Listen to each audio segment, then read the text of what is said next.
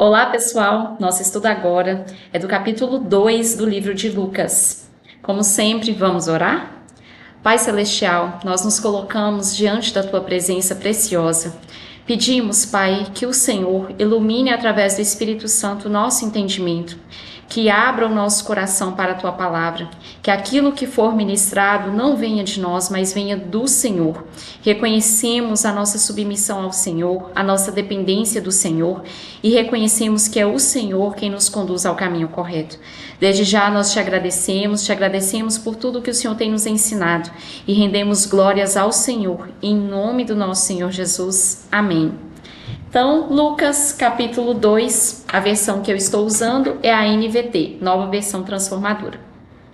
Naqueles dias, o imperador Augusto decretou um recenseamento em todo o Império Romano. Esse foi o primeiro recenseamento realizado quando Quirino era governador da Síria. Todos voltaram à cidade de origem para se registrar. Por ser descendente do rei Davi, José viajou da cidade de Nazaré da Galileia para Belém, na Judéia, terra natal de Davi, levando consigo Maria, sua noiva, que estava grávida. Estando eles ali, chegou a hora de nascer o bebê. Ela deu à luz seu primeiro filho, um menino, e envolveu em faixas de pano e deitou numa manjedoura, porque não havia lugar para eles na hospedaria. Naquela noite, havia alguns pastores nos campos próximos, vigiando rebanhos de ovelhas. De repente, um anjo do Senhor apareceu entre eles e o brilho da glória do Senhor os cercou. Ficaram aterrorizados, mas o anjo lhes disse: Não tenham medo. Trago boas notícias que darão grande alegria a todo o povo. Hoje em Belém, a cidade de Davi, nasceu o Salvador, que é Cristo, o Senhor. Vocês o reconhecerão por este sinal. Encontrarão o bebê enrolado em faixas de pano, deitado numa manjedoura. De repente, juntou-se ao anjo uma grande multidão do exército celestial, louvando a Deus e dizendo: Glória a Deus nos mais altos céus e paz na terra àqueles de que Deus se agrada. Quando os anjos voltaram para o céu, os pastores disseram uns aos outros: Vamos a Belém para ver esse acontecimento que o Senhor nos anunciou. Indo depressa ao povoado, encontraram Maria e José, e lá estava o bebê deitado na manjedoura. Depois de o verem, os pastores contaram a todos o que o anjo tinha dito a respeito da criança.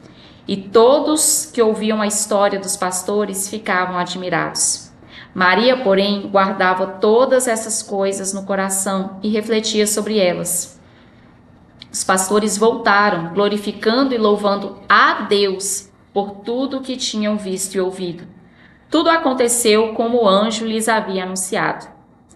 8 dias depois, quando o bebê foi circuncidado, chamaram-no Jesus, o nome que o anjo lhe tinha dado antes mesmo dele ser concebido. Então chegou o tempo da oferta de purificação, como era a exigência da lei de Moisés. Seus pais o levaram a Jerusalém para apresentá-lo ao Senhor, pois a lei do Senhor dizia: se o primeiro filho for menino, será consagrado ao Senhor. Assim, ofereceram um sacrifício exigido pela lei do Senhor, 2 rolinhas ou 2 pombinhos. Naquela época, vivia em Jerusalém um homem chamado Simeão. Ele era justo e devoto e esperava ansiosamente pela restauração de Israel. O Espírito Santo estava sobre ele e lhe havia revelado que ele não morreria, enquanto não visse o Cristo enviado pelo Senhor. Nesse dia, o Espírito o conduziu ao templo. Assim, quando Maria e José chegaram para apresentar o menino Jesus ao Senhor, como a lei exigia, Simeão tomou a criança nos braços e louvou a Deus, dizendo: Soberano Deus, agora podes levar em paz o teu servo, como prometeste. Vi a tua salvação, que preparaste para todos os povos. Ele é uma luz de revelação às nações e a glória do teu povo Israel. Os pais de Jesus ficaram admirados com o que se dizia a respeito dele. Então, Simeão os abençoou e disse a Maria, a mãe do bebê: Este menino será destinado a provocar a queda de muitos em Israel, mas também a ascensão de tantos outros. Foi enviado como sinal de Deus, mas muitos resistirão a ele. Como resultado, serão revelados os pensamentos mais profundos de muitos corações, e você sentirá como se uma espada lhe atravessasse a alma. A profetisa Ana, filha de Fanuel, da tribo de Asser, também estava no templo. Era muito idosa e havia perdido o marido depois de 7 anos de casados e vivido como viúva até os 84 anos. Nunca deixava o templo, adorando a Deus dia e noite em jejum e oração.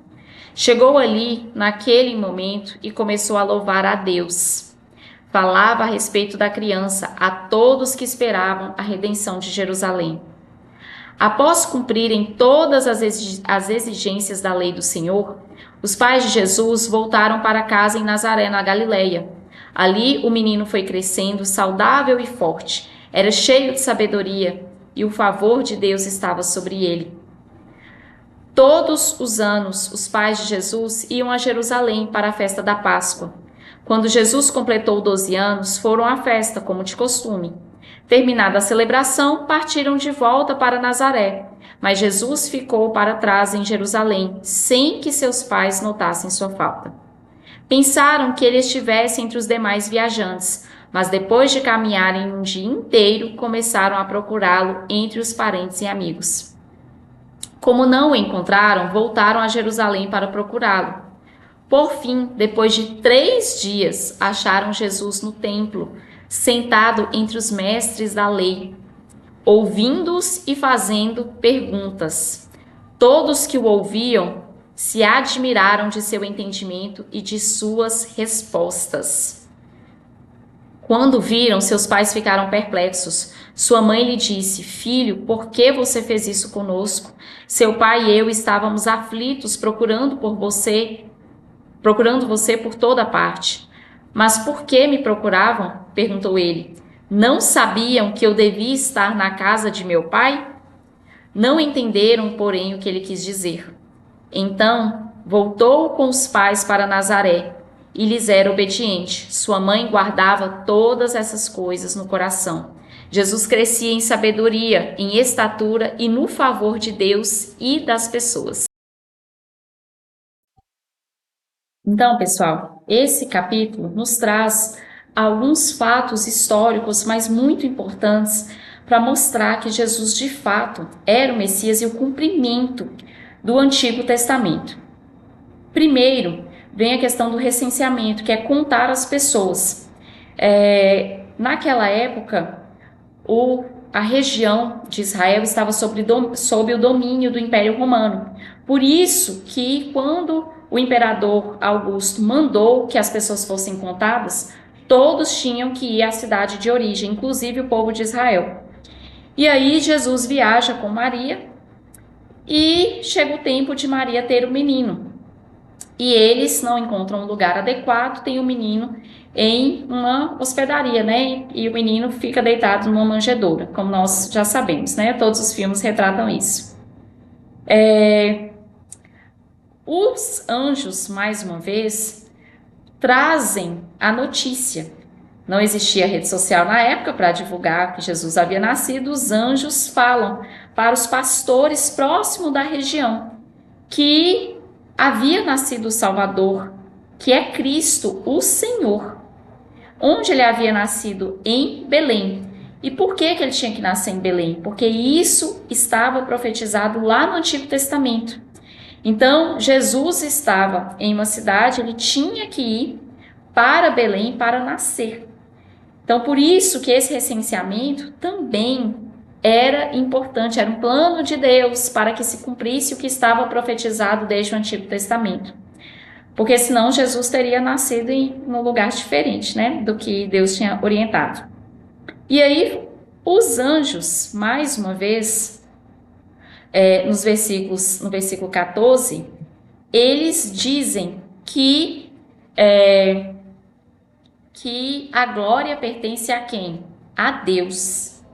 Então, os anjos glorificam não a si mesmos, não adoram a si mesmos, eles adoram a Deus. No versículo 14 diz: glória a Deus nos mais altos céus, certo? E aí, também nós vemos os pastores no versículo 20, glorificando e louvando a Deus pelo que tinham visto e ouvido. Tudo aconteceu como o anjo havia anunciado.